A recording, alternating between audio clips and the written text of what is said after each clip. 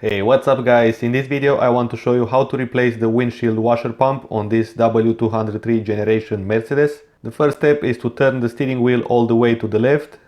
Then you'll get access to the front part of the wheel fender, which you have to remove. As you can see, it's held on by 3 bolts and some plastic clips. One on this side and 2 more on the bottom. Now with the fender off, you can see the windshield washer pump. Just remove it from the reservoir and get some container under to catch the fluid.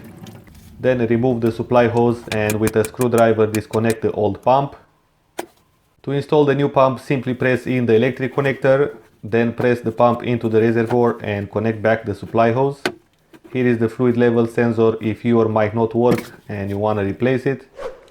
Once I fill it up with fluid, I'm gonna go over here and check for leaks. Should be no leaks. Now you can place back the fender, and if you want to reuse the plastic clips, remove the nail with some pliers, then press it in until it's secured. Finally, with the new washer fluid pump installed, it's time to test it. In my situation it worked great, so thanks for watching and I will see you in the next video.